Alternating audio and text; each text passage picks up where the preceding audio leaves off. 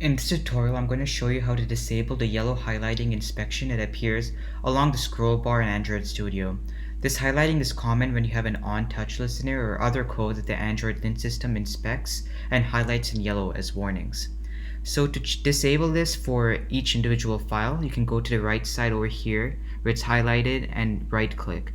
Then you're going to select Customize Highlighting Level and you can drag this to syntax. So now it will only highlight syntax errors.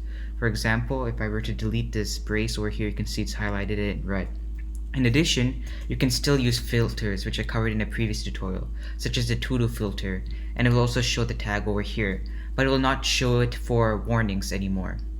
Additionally, what you can do is head on over to your Android Studio settings, and in order to change it for all files, go to the search bar and type in weak warning, and you should see something under general.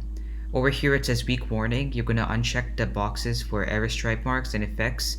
You may also want to do the same thing for the background as well, and hit apply.